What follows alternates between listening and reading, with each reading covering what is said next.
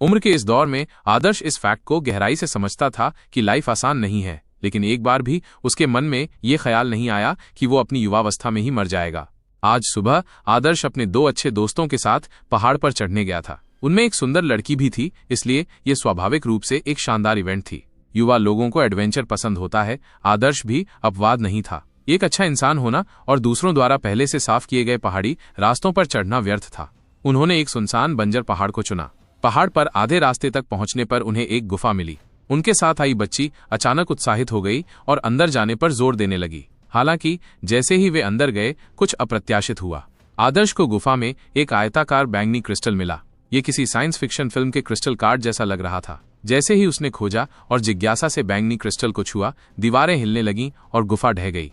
ये डिस्क्राइब करना कठिन था कि आदर्श के मन में क्या फीलिंग्स चल रही थीं जब उसने कई टन चट्टानें नीचे गिरती देखीं। अगर किसी को इसका वर्णन करने के लिए एक फ्रेज का उपयोग करना हो तो वो होगा, केवल मरने के बाद ही कोई वास्तव में जान पाता है कि मरना क्या है। वो अभी भी जवान, स्वस्थ और हैंडसम था, और वो अभी भी सिंगल था।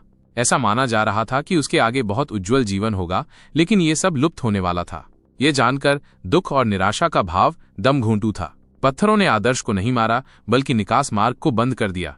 पहाड़ों में इतनी तंग जगह में बिना फूड, वाटर और लिमिटेड एयर के साथ जिंदा दफन होने की स्थिति ने आदर्श को यह स्पष्ट कर दिया कि ये जगह शायद उसकी कब्र होगी। आदर्श ने मोटी पहाड़ी दीवार को खाली आंखों से देखा। उसके फोन की टॉर्च की रोशनी में वो मोटी चट्टानी दीवार शैतानों के चेहरे जैसी दिख रही थी। छूने पर वह ठंडी थी और ठंड धीरे धीरे आदर्श के दिल में समाती चली गई, उसे दबाती चली गई।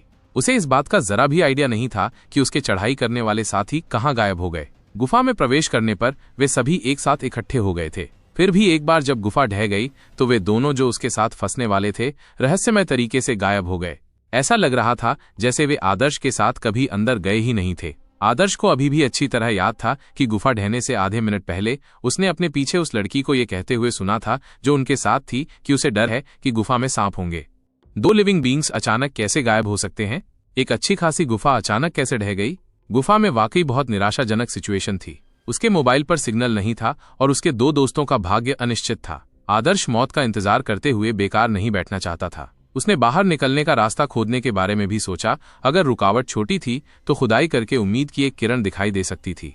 जब कोई व्यक्ति डेथ का सामना करता है तो वह अत्यंत प्रबल प्रेरणा और संघर्षशील भावना प्रदर्शित कर सकता है। हर चीज, यहाँ तक कि आशा की एक छोटी सी किरण भी उसकी परीक्षा ले लेती है। आदर्श ने तुरंत काम शुरू कर दिया, लेकिन नंगे हाथों से खुदाई करना ठीक नहीं था। वो अपने साथ खंजर जैसा कोई टूल्स नहीं लाया था। लेकिन इस समय आदर्श को एक चमत्कार का एहसास हुआ। उसे क्रिस्टल कार्ड याद आ गया। ये एक छोटे फावड़े जैसा दिखता था, इसलिए हालांकि ये छोटा था और इसमें हैंडल भी नहीं था, फिर भी इससे खुदाई करना नंगे हाथों से खुदाई करने से कहीं बेहतर था। रहस्यमय क्रिस्टल कार्ड की ओर अपना सिर घुमाते हुए आदर्श के मन में अचानक एक आइडिया आया। ध्यानपूर्वक याद करने पर जैसे ही उसने उस कार्ड को छुआ, गुफा ढह गई थी। ये इतना बड़ा कोइंसिडेंस कैसे हो सकता है? और सबसे बड़ा रहस्य ये था कि उसके दोनों दोस्त हवा में गायब हो गए थे। कई सारी अस्पष्ट इवेंट्स ने मिलकर आदर्श के दिमाग में कई सवाल खड़े कर दिए। यानी क्या आज जो कुछ भी हुआ वो सब इस क्रिस्टल कार्ड के कारण था? उसने बैंगनी क्रिस्टल कार्ड को देखा। वो थोड़ा उभरा हुआ था। चट्टान के एक बेहद स्टेबल पीस पर वो अच्छी तरह से बैठा था, जबकि एक हल्की चमक उत्सर्जित कर रहा था। आदर्श ने अपने फोन की फ्लैशलाइट बंद करने से पहले एक पल के लिए हिचकिचाहट दिखाई। उसे एहसास हुआ कि गुफा के घने अंधेरे के बावजूद वो बैंगनी कार्ड की हल्की चमक से अभी भी देख सकता था।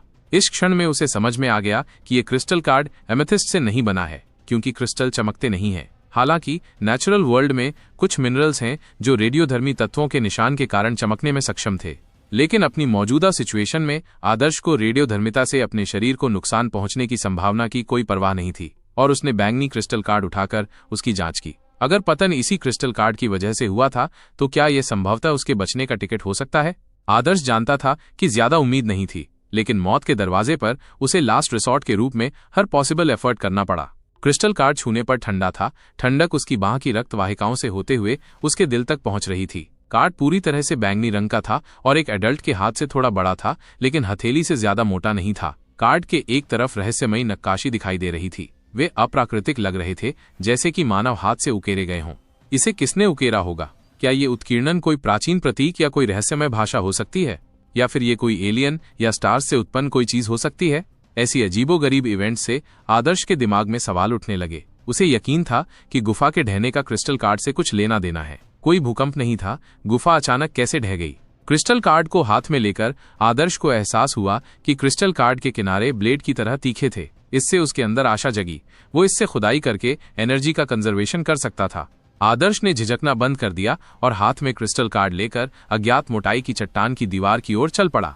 क्रिस्टल कार्ड के किनारे को दोनों हाथों से पकड़कर उसने उसे जोर से नीचे धकेला और कुछ ऐसा हुआ जिसकी इमेजिन भी नहीं की जा सकती थी। मूल रूप से मजबूत और मोटी चट्टान को इस हथेली के आकार के क्रिस्टल कार्ड ने टोफू की तरह टुकड़े टुकड़े कर दिया। आदर्श, जिसने बिना किसी रेजिस्टेंस के चट्टान पर बहुत अधिक ताकत लगाई थी, उसका सिर दीवार से टकरा गया। आदर्श अवाक रह गया। उसे इस बात की बिल्कुल भी परवाह नहीं थी कि उसने अपने माथे को खरोंच लिया था, जबकि वो अपने हाथ में बैंगनी क्रिस्टल कार्ड को घूर रहा था। शुरुआती झटके के बाद उसे खुशी का एक्सपीरियंस हुआ। यह किसी साइंस फिक्शन फिल्म का एक सीन था। इस समय उसका मन ये जांचने का नहीं था कि ये कार्ड इतना तेज कैसे हो सकता है, बल्कि उसका ध्यान अपना रास्ता निकालने पर था। क्रिस्टल कार्ड को दोनों हाथों से मजबूती से पकड़कर आदर्श ने एक तिल की तरह गड्ढा खोदना शुरू कर दिया। क्रिस्टल कार्ड बिना किसी रेजिस्टेंस के आगे बढ़ रहा था और आसानी से ग्रेनाइट को भी काट सकता था। आदर्श बहुत खुश हुआ। उसने एक खजाना उठा लिया था। यदि वो जिंदा बच निकला तो ये कार्ड उसका जीवन बदल सकता है और इसमें एलियन टेक्नोलॉजी भी इंटीग्रेटेड हो सकती है। आदर्श को नहीं पता था कि वो कब से खुदाई कर रहा था और उसे यकीन भी नहीं था कि ये एक इल्यूजन था, लेकिन जब भी वो थका हुआ महसूस करता तो उसके हाथों में मौजूद क्रिस्टल कार्ड से कूलनेस निकलती, जिससे उसके भीतर थोड़ी सी ताकत आ जाती, जिससे वो बिना रेस्ट किए खुदाई कंटिन्यू रख पाता। गुफा में टाइम का पता लगाना पॉसिबल नहीं था, लेकिन आदर्श अपनी जिंदा रहने की प्यास के कारण बिना रेस्ट किए आगे बढ़ते रहने के लिए मोटिवेटेड था। उसके मोबाइल फोन की बैटरी पहले ही खत्म हो चुकी थी और वो टाइम का बोध पूरी तरह खो चुका था। 3 दिन, 5 दिन, 7 दिन। आदर्श को यह एहसास नहीं हुआ कि फूड या वाटर के एक भी निवाले के बिना भी वो चमत्कारिक रूप से नहीं मरा था। ऐसा लग रहा था जैसे क्रिस्टल कार्ड की एनर्जी ने उसकी लाइफ स्पैन बढ़ा दी थी। यदि वो अपने द्वारा खोदे गए रास्ते की ओर देखता तो आदर्श को पता चल जाता कि वो कितना लंबा है, लेकिन आदर्श ने उस ओर ध्यान नहीं दिया क्योंकि उसकी विजन पहले से ही ब्लर हो चुकी थी। वो आगे स्पष्ट रूप से देखने में असमर्थ था, चट्टान को देखने में असमर्थ था। वो केवल अपने हाथों में क्रिस्टल कार्ड से निकलती ताजगी भरी शीतलता को महसूस कर सकता था। वह धीरे धीरे अपना होश खो रहा था, लेकिन वह दृढ़ता और लगन के साथ खुदाई करता रहा। आखिरकार एक निश्चित क्षण में उसे अपनी आंखों के सामने एक चमक दिखाई दी, जैसे उसने मिट्टी की दरार से गुजरती हुई एक रोशनी को अपने चेहरे पर चमकते हुए देखा हो। ठीक वैसे ही जैसे जब किसी बेहोश व्यक्ति पर पानी की बाल्टी छिड़की जाती है तो आदर्श अचानक पूरी तरह से जाग जाता है। रोशनी, वहां प्रकाश है। आदर्श ने कभी नहीं सोचा था कि प्रकाश इतना सुंदर हो सकता है। वो अपने आंसुओं को कंट्रोल नहीं कर सका क्योंकि वो सारी एनर्जी जो उसने पहले खो दी थी उसके शरीर में वापस आ गई थी। उसने अपने दांत पीस लिए और क्रेजी की तरह खोदने लगा। एट लास्ट, आदर्श अपनी आंखों को खुला रखने के लिए स्ट्रगल करते हुए अपने ऊपर पड़ रही तेज किरणों से ब्लाइंड हो गया था। वो बाहर निकलने में सक्सेसफुल हो गया था। मैं सक्सेसफुल हो गया, मैं बच गया। आदर्श जोर से चिल्लाना चाहता था क्योंकि अंधकार का अनुभव किए बिना या प्रकाश की एप्रिसिएशन जाने बिना या डेथ क्या है ये जाने बिना जीवन की आनंदमयता को समझना कठिन था। आदर्श जमीन पर लेट गया, बड़ी बड़ी सांसें लेते हुए नीले आसमान और सफेद बादलों को देख रहा था। उसने कभी महसूस नहीं किया था कि नीला आसमान इतना सुंदर था। यद्यपि उसका शरीर बहुत थका हुआ था, भूखा और प्यासा था, फिर भी आदर्श ने ज्यादा देर तक रेस्ट नहीं किया। उसने दांत पीसते हुए उठकर अपने 2 दोस्तों से कांटेक्ट करने की कोशिश की। आदर्श मौत से बच गया था, लेकिन वो नहीं जानता था कि उसके दोस्तों के साथ क्या हुआ था। लेकिन उसके सेल फोन की बैटरी डेड हो चुकी थी। आदर्श ने जीवन के सिग्नल देखने की उम्मीद में चारों ओर नजर दौड़ाई, लेकिन एक नजर में ही आदर्श हक्का बक्का रह गया। ये कैसे हो सकता है? आदर्श को स्पष्ट रूप से याद है कि पहाड़ पर चढ़ते समय उसे एक गुफा में जिंदा दफना दिया गया था और वो अकेले ही पहाड़ से बाहर निकला था। लेकिन आदर्श एक विशाल एक्सपेंशन में स्थित था और यद्यपि चारों ओर पहाड़ थे, लेकिन उनसे इतनी दूरी होने पर आदर्श को विश्वास नहीं हो रहा था कि उसने इतनी लंबी टनल खोद ली है। उसके चारों ओर कई टीले थे और हर टीले पर एक लकड़ी की छड़ी लगी हुई थी। लकड़ी की छड़ियों पर कोयले से लिखे गए अननोन ओरिजिन के कर्कश शब्द थे। क्या ये ग्रेवयार्ड हो सकता है? आदर्श अचंभित था। वो इतने सारे कब्रों के बीच कैसे प्रकट हुआ? एक बार मौत से बचकर आदर्श की मेंटल स्ट्रेंथ अब बहुत स्ट्रांग थी, इसलिए हालांकि वो एक इरेशनल सिचुएशन का सामना कर रहा था, फिर भी वो शांत हो सकता था और कब्रों की केयरफुली जांच कर सकता था। ये कब्र के पत्थर बिल्कुल भी ऐसे नहीं लग रहे थे जैसे कि वे किसी मॉडर्न ग्रेवयार्ड से आए हों। मॉडर्न सिटी के ग्रेवयार्ड में सभी कब्र के पत्थर या तो संगमरमर या ग्रेनाइट से बने होते थे और उन्हें बड़े करीने से अरेंज किया जाता था। लेकिन उसके सामने जो कब्र है, यहां तक कि एक रूरल ग्रेव भी इससे कहीं बेहतर होगी। वेट, आदर्श को अचानक कुछ पता चला। जैसे ही उसने अपना सिर नीचे करके देखा, वो सुरंग अभी अभी वहां से निकली थी और एक टीले के सामने स्थित थी, और टीले के किनारे एक लकड़ी के तख्ते को कब्र के पत्थर के रूप में इस्तेमाल किया गया था। लकड़ी के तख्ते पर अजीब शब्द लिखे थे, लेकिन किसी अननोन रीजन से आदर्श के दिमाग में एक स्पार्क थी और वो सभी शब्दों को पढ़ सकता था। इसमें लिखा था, प्रिय भाई आदर्श की कब्र, और बगल में शब्द लिखे थे, बड़ी बहन प्रिया आदर्श की कब्र। आदर्श पूरी तरह से अचंभित था। उसे स्पष्ट रूप से एक बंजर पहाड़ पर एक गुफा में जिंदा दफना दिया गया था, लेकिन अब उसने एक कब्र खोदकर बाहर निकल लिया था, और वो भी उसकी ही थी। ये कैसा वर्ल्डली जोक है। इसके अलावा ये शब्द न तो चीनी थे, न ही इंग्लिश। फिर उसे ये सभी अजीब शब्द कैसे पता चले? ये एक ड्रीम ही होगा, है ना? हाँ, ये एक ड्रीम ही होगा। ये ड्रीम सच में रियल लगता है। जैसे कि आदर्श ने अपने आसपास की चीजों को देखा और उसे लगा कि ये बहुत ज्यादा रियल है। उसने अपने आप को जोर से पिंच किया और रिजल्ट हुआ दर्द। एक और पिंच, फिर भी दर्द हुआ। ये ड्रीम नहीं है, ये सच में ड्रीम नहीं है।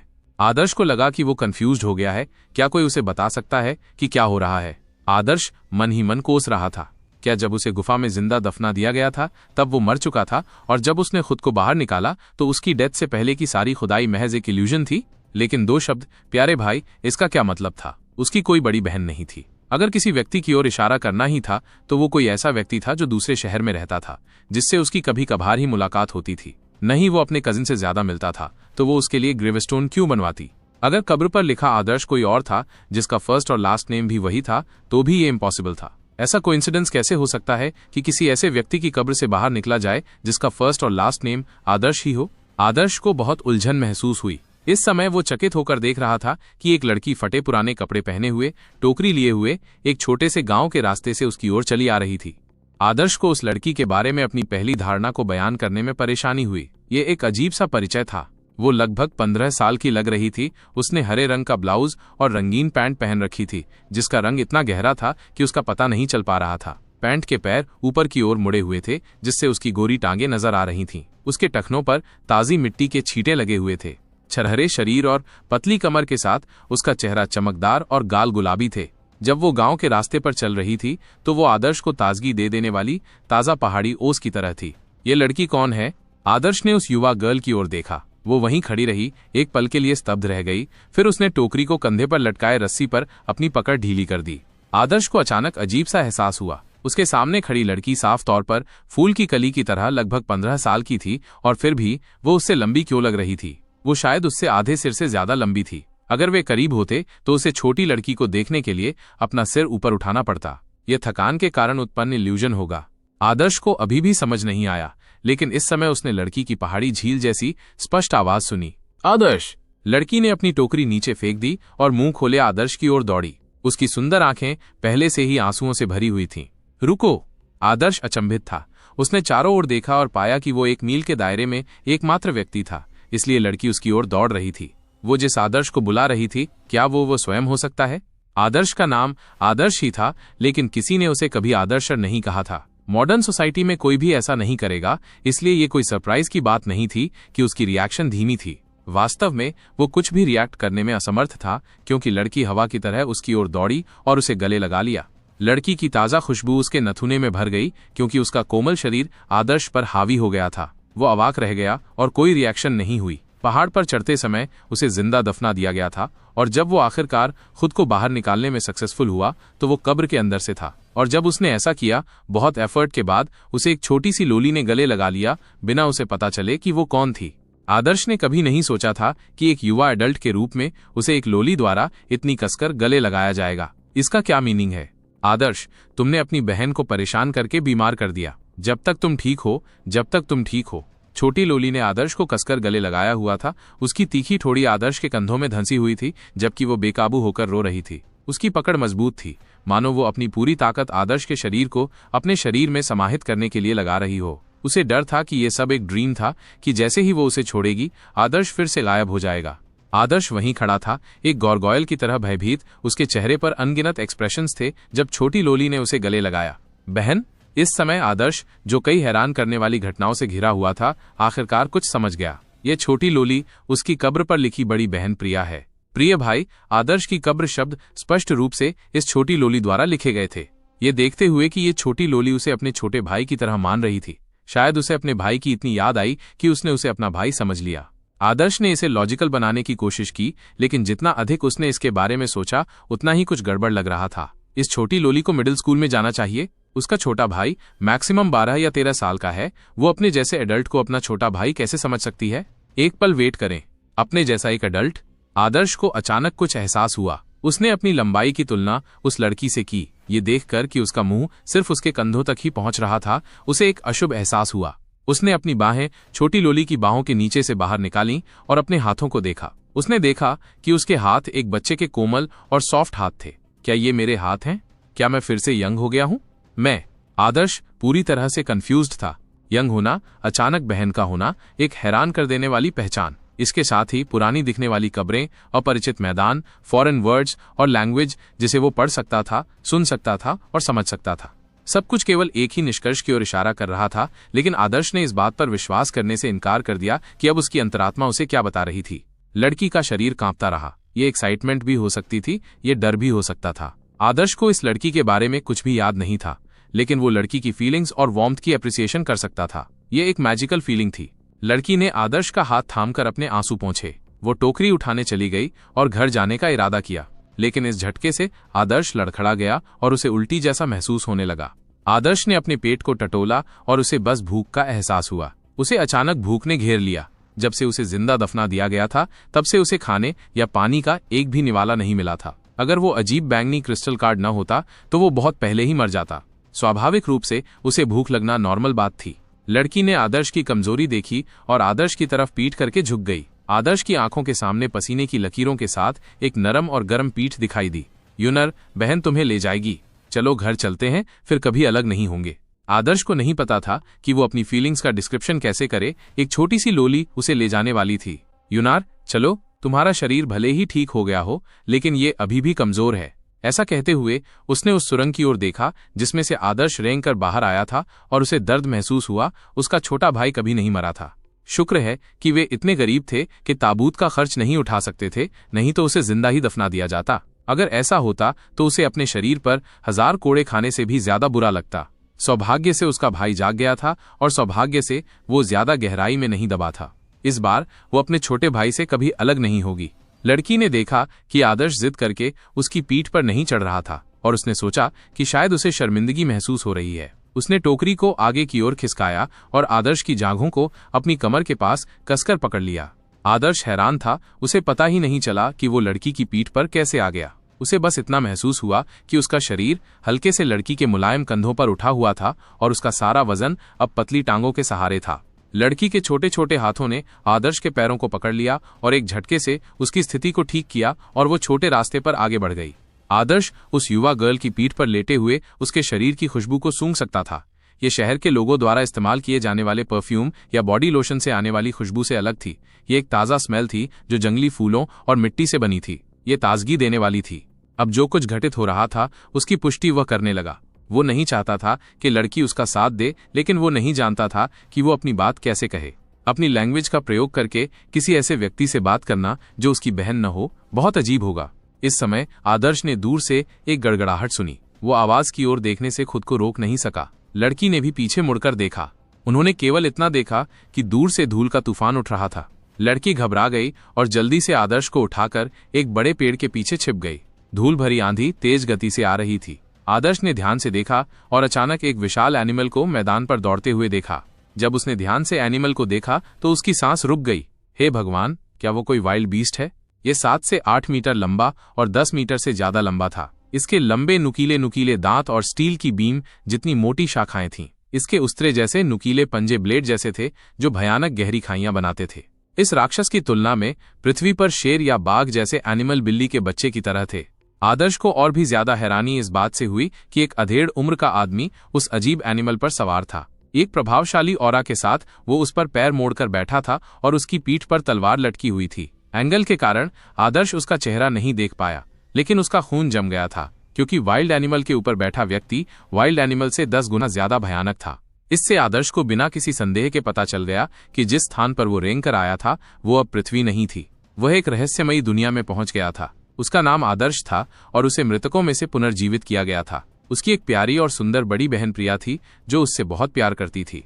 उस कब्र पर लिखा बड़ी बहन प्रिया कोई हस्ताक्षर शिलालेख नहीं था। मृतक के प्रियजनों को लिस्ट करना नॉर्मल प्रैक्टिस थी। ऐसा लग रहा था जैसे आदर्श के पूरे परिवार में केवल उसकी बड़ी बहन प्रिया ही थी। ये सब कोई ड्रीम नहीं था, ये सब वास्तव में हो रहा था। उन्होंने स्पेस टाइम में टनल बना ली थी।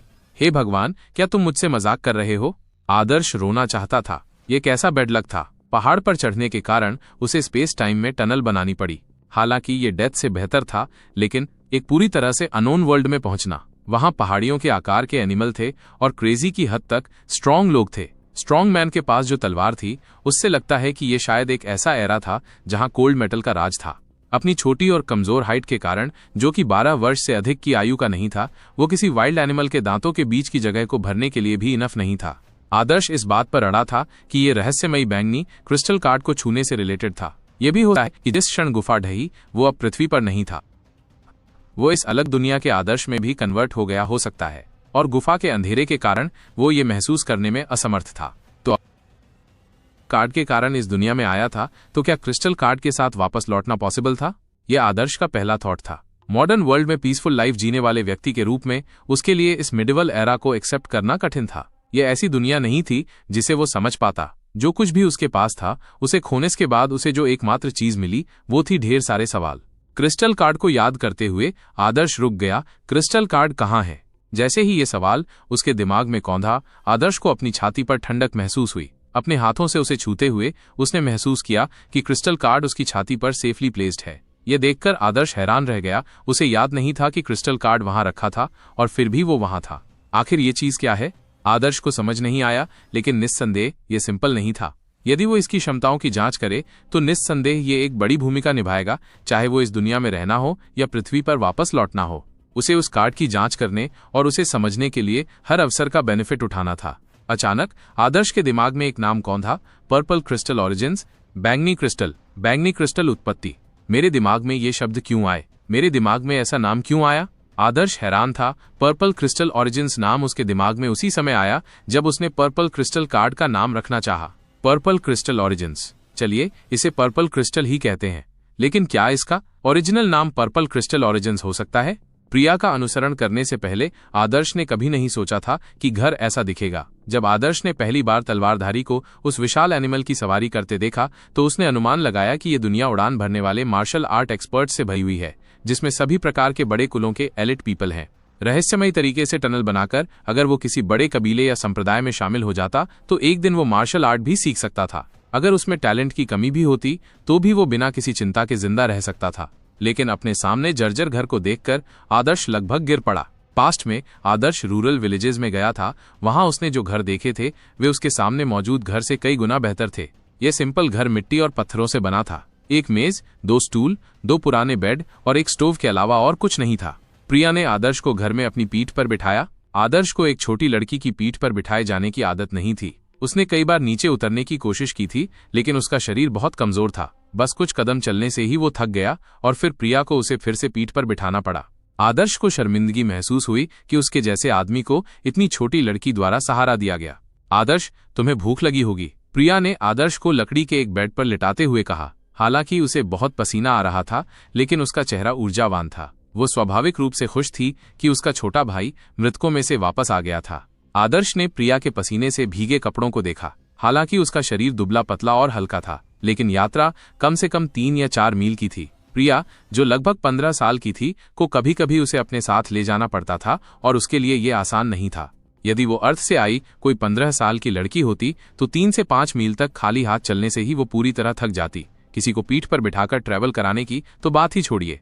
हाँ, थोड़ा थोड़ा। आदर्श ने अपने सूखे होंठ हिलाए। ये उसके मुंह से निकले पहले शब्द थे जब से वो इस दुनिया में आया था। उसने शुरू में सोचा था कि किसी दूसरी लैंग्वेज का इस्तेमाल करना मुश्किल होगा, अगर इम्पॉसिबल नहीं, लेकिन सरप्राइजिंगली ये उसकी ओरिजिनल लैंग्वेज का इस्तेमाल करने जितना ही ईजी था। मैं खाना बनाऊंगी, प्रिया ने मुस्कुराते हुए कहा। उसने आदर्श के चेहरे से कीचड़ को धीरे से पोंछा और फिर आदर्श के लिए तकिया खींचकर उसे एक पतले कंबल से ढक दिया। उसने आदर्श को चतुराई और सॉफ्ट तरीके से ढका, जिससे आदर्श मंत्रमुग्ध हो गया। यह लड़की स्पष्ट रूप से उसकी बहन नहीं थी, लेकिन उसकी पीठ पर लादने तथा उसकी सावधानीपूर्वक देखभाल करने के कारण धीरे धीरे उसके मन में उसके लिए कोमल भावनाएं विकसित होने लगीं। आदर्श प्रिया को चूल्हे में आग जलाने में मदद करना चाहता था, लेकिन उसने जोर देकर कहा कि वो बेड पर ही रहे। तुम अभी अभी एक सीरियस इलनेस से ठीक हुई हो, अपना ख्याल रखना कि तुम्हें कोल्ड न लग जाए। यहीं लेट जाओ, बहन जल्दी ही वापस आ जाएगी। प्रिया ने अनाज का लगभग खाली बैग उठाते हुए कहा।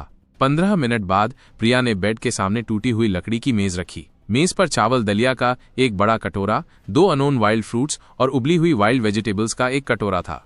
आदर्श कई दिनों से भूखा था, इसलिए जैसे ही उसने खाना देखा उसके पेट में गुड़गुड़ाहट होने लगी। आदर्श को सुअर का मांस या भुना हुआ चिकन या बत्तख और फिश खाने की इच्छा हो रही थी। बस इसके बारे में सोचते ही आदर्श के पेट में मरोड़ उठने लगी। मैं इससे अपनी तीव्र भूख कैसे शांत कर सकता हूँ? उसने दलिया का एक बड़ा कौर निगल लिया। खाली पेट होने के कारण उसकी भूख और भी बढ़ गई। उसने दलिया के कुछ कौर और कुछ उबली हुई ऑयल फ्री वेजिटेबल्स खाईं। सब्जियां इतनी कड़वी थीं कि उसे अपनी अत्यधिक भूख के बावजूद भी भोजन निगलने में परेशानी हो रही थी। चूंकि आदर्श को इतना अरुचिकर भोजन निगलने में परेशानी हो रही थी, उसने देखा कि प्रिया बिना खाए ही उसकी ओर देख रही थी। उसने उत्सुकता से पूछा, तुम खाना क्यों नहीं खा रही हो? मैंने तुम्हें खोजने से ठीक पहले ही खाना खाया था, प्रिया हकलाते हुए बोली और उसका चेहरा सफेद हो गया। आदर्श ने कुछ देर रुककर कहा। उसे याद आया कि प्रिया दोपहर करीब 3 बजे कब्रिस्तान में थी, वो तब तक खाना कैसे खा चुकी होगी। अचानक उसे एहसास हुआ कि ऐसा भोजन भी शायद आसानी से अवेलेबल नहीं होगा। ये कैसी दुनिया है जहां शक्तिशाली एक्सपर्ट्स वाइल्ड एनिमल की सवारी करते हैं, फिर भी गरीब लोग भूखे मर रहे हैं। आदर्श ने दलिया का कटोरा आगे बढ़ाया और घर के कोने में अनाज की थैली देखने के लिए उठ खड़ा हुआ। जैसी कि उम्मीद थी, अनाज की थैली पहले से ही खाली थी। आदर्श को एहसास हुआ कि प्रिया द्वारा आमतौर पर बनाया जाने वाला दलिया और भी कम मात्रा में था। उसके पुनर्जीवित होने के कारण प्रिया ने उसे कमजोर करने के लिए जानबूझकर ज्यादा दलिया पकाया था ताकि वो उसे दुलार सके। मेरा पेट भर गया है, तुम भी खा लो, आदर्श ने कटोरा प्रिया की ओर बढ़ाते हुए कहा। एक तरफ उसकी भूख मर चुकी थी, वहीं दूसरी तरफ वो ये एक्सेप्ट नहीं कर पा रहा था कि एक लड़की को सिर्फ उसे खिलाने के लिए खाने से परहेज करना पड़ा। वो मन ही मन सोच रहा था कि क्या इस वैकल्पिक दुनिया से अपनी दुनिया में वापस लौटना अब भी पॉसिबल है। अगर वो सचमुच ऐसा नहीं कर सकता तो वो ट्रेनिंग लेने और फ्लाइंग एक्सपर्ट बनने का अवसर खोजना चाहता था। लेकिन ऐसा लग रहा था कि जिंदा रहना एक प्रॉब्लम थी। हो सकता है कि वो कुछ भी रिसर्च करने से पहले ही भूख से मर जाए। मुझे भूख नहीं है, प्रिया ने जिद करते हुए कहा। कल वो दिन है जब वे राशन बांटेंगे, तब हम मीट का एक टुकड़ा ले सकते हैं। मैं इसे आपके लिए तैयार कर दूंगा। प्रिया ने जब राशन बांटने की बात कही तो उसका चेहरा लाल हो गया। यह स्पष्ट था कि वो इसका बेसब्री से इंतजार कर रही थी।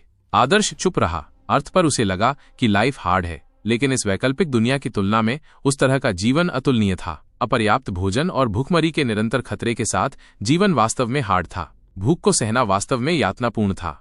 आधी रात को तालाब की घास में छिपे मेंढकों की टर्र टर्र की आवाज के साथ एक रात की हवा धीरे धीरे बह रही थी। आदर्श अभी भी जाग रहा था। वो बेड पर झुक गया, चांदनी में डूबा हुआ। रहस्यमयी बैंगनी क्रिस्टल को पकड़े हुए वो करवटें बदलता रहा। ये सब बैंगनी क्रिस्टल की वजह से ही हुआ था, जिसके कारण वो ढह चुके पहाड़ से बाहर निकल पाया। ये छोटा क्रिस्टल कार्ड निस्संदेह एक खजाना था। अगर वो इसका अध्ययन करता तो ये किसी तरह से पोटेंशियली फायदेमंद हो सकता था। ये वैकल्पिक दुनिया नॉर्मल पीपल के लिए डेंजर से भरी हुई थी, लेकिन याद करें तो जंगल में विशाल एनिमल की सवारी करने वाले मीडियम एज पर्सन के पास एक प्रभावशाली आभा थी। पीड़ित लोगों की तुलना में अंतर स्वर्ग और पृथ्वी जैसा था। अगर मैं एक्सपर्ट बन जाऊं तो मैं फ्री हो सकता हूं। कम से कम मैं भूखा तो नहीं मरूंगा। आदर्श ने अपने पेट को छुआ और याद किया कि कैसे उसने आखिरकार प्रिया को अपना खाना खिलाया था। चूंकि वह अभी भी एक बढ़ता हुआ बच्चा था, दलिया बहुत पहले ही पच चुका था। वो फिर से भूखा था। जैसे ही उसने अपने पेट में खालीपन महसूस किया, उसके हाथ में चिकना और ठंडा बैंगनी क्रिस्टल एक हल्की ठंडक फैलाने लगा। जैसे कि ओह! आदर्श को अचानक कुछ ध्यान आया। वो बेड से उछलकर उठा और पर्पल क्रिस्टल को घूरने लगा। उसके चेहरे पर एक आनंदित मुस्कान छा गई। सावधानीपूर्वक जांच करने पर आदर्श ने देखा कि बैंगनी क्रिस्टल के चारों ओर प्रकाश के छोटे छोटे धुंधले बैंगनी बिंदु थे। ये प्रकाश बिंदु कहीं से भी प्रकट हुए और धीरे धीरे बैंगनी क्रिस्टल में तैरने लगे और फिर गायब हो गए, जैसे कि बैंगनी क्रिस्टल ने उन्हें अवशोषित कर लिया हो। ये प्रोसेस अनिश्चित काल तक चलती रही, क्योंकि बैंगनी क्रिस्टल की चमक थोड़ी और तीव्र हो गई थी। इसका अर्थ क्या है? इस खोज से आदर्श की सांसें तेज हो गईं।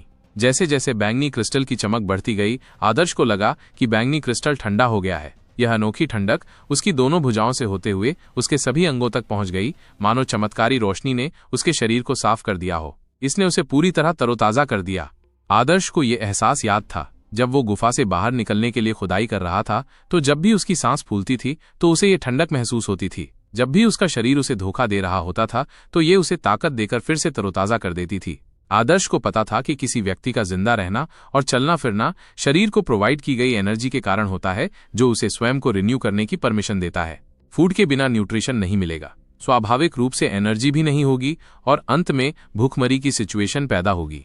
कई दिनों तक बिना खाए पिए इतनी लंबी टनल को क्रॉस करने के लिए कड़ी मेहनत के साथ एनर्जी के सोर्स की रिक्वायरमेंट होती है। ये शीतलता बैंगनी क्रिस्टल ही होगी जो उसे लाइफ गिविंग एनर्जी प्रोवाइड कर रही होगी।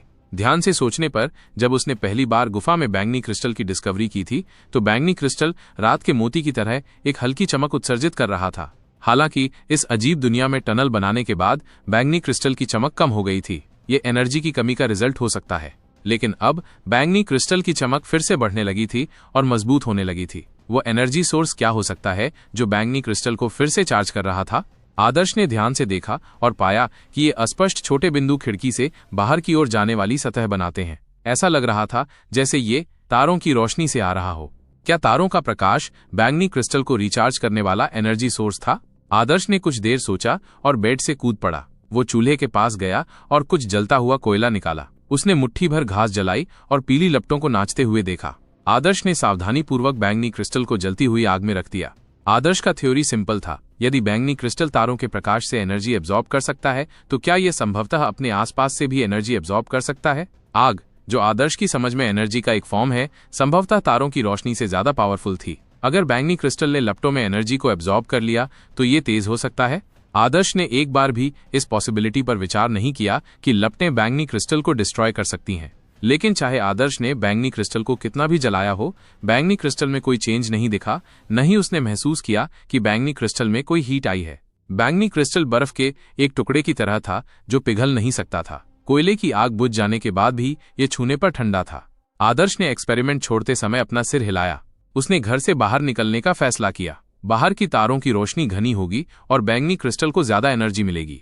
यदि बैंगनी क्रिस्टल एनर्जी से भरपूर हो तो वो किस प्रकार के चेंजेस ला सकता है? आदर्श ने उत्सुकता से इस विचार का इंतजार किया। आदर्श ने घर का दरवाजा और आंगन का दरवाजा खोला और फिर उसे सावधानी से बंद कर दिया। उसे डर था कि कहीं बगल के रूम में रहने वाली बहन जाग न जाए। लेकिन जब आदर्श आंगन में गया तो वो थोड़ा चौंक गया। उसने देखा कि एक लड़की हरे कपड़े पहने हुए अपने से थोड़ी दूर एक पेड़ के नीचे बैठी हुई थी। वो ध्यान से एक तीर के सिरे को शार्प कर रही थी। ठंडे तीर की नोक से ठंडी चांदनी लड़की के नाजुक चेहरे पर पड़ रही थी, मानो उसे चांदी के धागे की एक लेयर से ढक दिया गया हो। लड़की के बगल में दर्जनों जुगनू उड़ रहे थे, मानो वे किसी देवी को घेरे हुए हों। प्रिया। आदर्श ने प्रिया के पास तीरों का एक चमकदार ढेर देखा। प्रत्येक तीर अच्छी तरह से बना गया था और उसके सिरे तीखे थे। ये है, यद्यपि आदर्श को वेपन्स के बारे में कुछ भी पता नहीं था, फिर भी वो इन तीरों की ब्यूटी की अप्रिसिएशन कर सकता था। आदर्श, तुम क्यों उठ गई? रात में बहुत नमी है और तुम्हारा शरीर अभी अभी ठीक हुआ है। जल्दी से बेड पर वापस जाओ। प्रिया तुरंत उठ खड़ी हुई और आदर्श को घर में वापस भेजने का इरादा किया। बहन, इतने सारे तीर क्यों हैं? जिज्ञासु आदर्श ने पूछा। प्रिया को देखकर ऐसा नहीं लग रहा था कि वो धनुष पर डोरी चढ़ा सकती है। ये कल के राशन के आदान प्रदान के लिए है। ये हमेशा से ऐसा ही रहा है। प्रिया ने आदर्श को अजीब तरह से देखा। ओहो, आदर्श को इस बात का बिल्कुल भी पता नहीं था। रहस्यमय तरीके से वो इस दुनिया में घुस गया था। वो शब्दों और लैंग्वेज को समझता था, लेकिन उसे आदर्श के जीवन के बारे में कोई सुराग नहीं था। उसकी सारी मेमोरीज उसकी अपनी थीं। यह उन लोगों जैसा था जो सिर पर चोट लगने के बाद भूलने की बीमारी से पीड़ित थे। हालांकि भूलने की बीमारी से पीड़ित व्यक्ति इवेंट्स के बारे में अपनी मेमोरी खो देता है, लेकिन वो अपनी लैंग्वेज स्किल्स नहीं खोता। आदर्श ने लंबे समय तक एक सही एक्सक्यूज सोचा और एक्सप्लेन किया। बहन, मैं एक बार मर चुका हूं, इसलिए कुछ चीजें हैं जो मुझे याद नहीं है। तुम्हें याद नहीं है? चौंक कर प्रिया ने पूछा। आदर्श जड़ी बूटियां चुनते समय पहाड़ की दीवार से गिर गया था और उसकी हड्डियां टूट गई थीं। उसके बाद वो कुछ समय तक बेड पर पड़ा रहा और फिर उसकी मृत्यु हो गई। हो सकता है कि उस समय उसके सिर में चोट लगी हो। यह सोचकर प्रिया का दिल दुखने लगा और वह चिंतित हो गई। आदर्श, तुम? मैं ठीक हूं। आदर्श ने जल्दी से प्रिया को रोका। वो उसकी चिंताओं को दूर करना चाहता था। बहन, मुझे इस दुनिया के बारे में बताओ और उस अधेड़ उम्र के आदमी के बारे में जो उस विशाल एनिमल की सवारी करता था। क्या हो रहा है? ऐसी बहुत सी बातें हैं जो मुझे याद नहीं है। प्रिया को कुछ भी संदेह नहीं हुआ और उसने उसे दुनिया के विभिन्न पहलू के बारे में समझाया।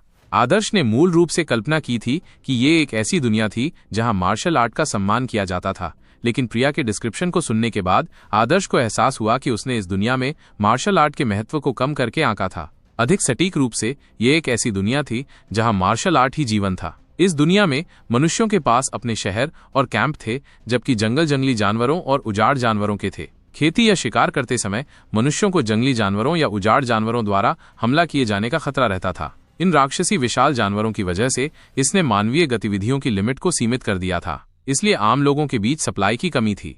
किसी कैंपग्राउंड या शहर के लिए उच्च स्तरीय योद्धा लाइफलाइन थे। उच्च स्तरीय योद्धाओं की सुरक्षा के बिना उजाड़ जानवर एक रात में कैंपग्राउंड और शहर के रेजिडेंट्स को डिस्ट्रॉय कर सकते थे।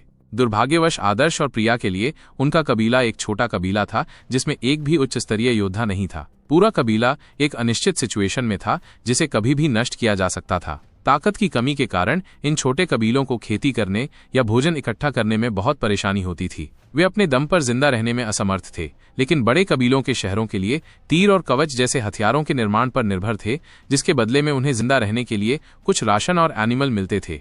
प्रिया ने जो तीर बनाए थे, उनके लिए कच्चा माल एक बड़ी जनजाति से आया था। वो केवल उन्हें बनाने का काम ही करती थी। आदर्श, वापस अंदर जाओ। कल मैं इन तीरों से काफी राशन का आदान प्रदान कर सकता हूँ। मैं उजाड़ जानवरों के मांस का एक टुकड़ा भी बदल सकता हूँ।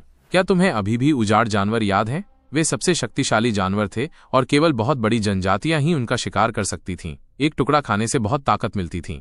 यदि कोई लंबे समय तक खाता रहे तो वह बहुत जल्दी योद्धा बन सकता है। प्रिया ने यह बात सपने में ही कही, क्योंकि यदि उसका भाई योद्धा बन सकता है तो यह बहुत शानदार होगा। ये अफसोस की बात थी कि उन्हें हर कुछ महीनों में एक बार ही एक उजाड़ जानवर खाने का मौका मिलता था। योद्धा बनने की उम्मीदें एक असाधारण इच्छा बनकर रह गईं। हालांकि बड़ी जनजातियों में युवा अपने भोजन के लिए जंगली जानवरों को पालते थे और वास्तव में इसे बड़ी जनजातियों के बीच मूल्यवान नहीं माना जाता था। हालांकि जंगली जानवरों का शिकार करना मुश्किल था। एक जंगली जानवर 10 मीटर से अधिक ऊंचा और कुछ टन वजन का होता था। ये 10 लोगों को सालों तक खिलाने के लिए पर्याप्त था। बड़े कबीलों के अभिमानी कुलीन वर्ग के लिए उजाड़ जानवरों का मांस आम लोगों के लिए था। वे उजाड़ जानवरों की हड्डियां या उजाड़ हड्डियां खाते थे। उजाड़ जानवरों का सारा सार उनकी उजाड़ हड्डियों में था। उजाड़ जानवरों के कंकाल के एक विशाल सेट को एक स्पेशल मेथड के माध्यम से परिष्कृत किया जा सकता था, ताकि एक बीन के आकार का उजाड़ हड्डी सार प्राप्त किया जा सके। इस वीरान हड्डी के सार का उपयोग योद्धाओं को उनकी सीमाओं को तोड़ने में मदद करने के लिए किया जाता था, जिससे उनके मेरिडियन खुल जाते थे, ब्लड वेसल्स को स्टिमुलेट किया जाता था और विभिन्न लाभकारी इफेक्ट्स होते थे। ये कुछ ऐसा था जिसकी सभी मार्शल आर्टिस्ट विश करते थे। बेशक एक उजाड़ हड्डी सार प्रिया और आदर्श जैसे निम्न जनजाति के गरीब परिवारों के लिए बस एक किंवदंती थी। उजाड़ हड्डी के सार को भूल जाइए। उजाड़ हड्डी के एक टुकड़े को परिष्कृत करने के लिए भी कई स्टेप्स और सीक्रेट मेथड्स की रिक्वायरमेंट होगी। एक नॉर्मल पर्सन के लिए इसे सक्सेसफुली परिष्कृत करना इम्पॉसिबल था। उजाड़ जानवर, उजाड़ हड्डी सार, आदर्श ने खुद से कहा। प्रिया के मुंह से जो शब्द उसने सुने उससे वो हैरान रह गया, क्योंकि वो बहुत जानकार थी। एक शांत रात के बाद आदर्श भूख के कारण अगली सुबह जल्दी उठ गया। कुछ दिनों तक कुछ भी न खाने और केवल थोड़ा सा दलिया खाने के कारण आदर्श की भूख का लेवल स्वाभाविक रूप से बहुत हाई था। बहन प्रिया। अब आदर्श प्रिया को बहन कहने का आदी हो चुका था। उसने कल प्रिया के साथ बातचीत से सीखा था कि वो प्रिया को सिस प्रिया कहता था। ओ बहन प्रिया, तुम क्यों? आदर्श को अचानक एहसास हुआ कि प्रिया के कपड़े बहुत ज्यादा ओस से भीगे हुए थे और उसकी पहले से चमकीली आंखें अब लाल ब्लड वेसल्स से भरी हुई थीं। वो बहुत थकी लग रही थी। प्रिया ने जो तीरों के 2 बंडल गले में डाले हुए थे, उन्हें देखकर आदर्श को यह स्पष्ट हो गया कि प्रिया ने तीरों को पूरा करने के लिए पूरी रात एक बार भी नींद नहीं ली थी। वे इतने गरीब थे कि वे दिया जलाने में भी असमर्थ थे। प्रिया ने जुगनू और चांदनी की हल्की रोशनी का इस्तेमाल करके रात भर में तीरों को पूरा करने में कड़ी मेहनत की थी।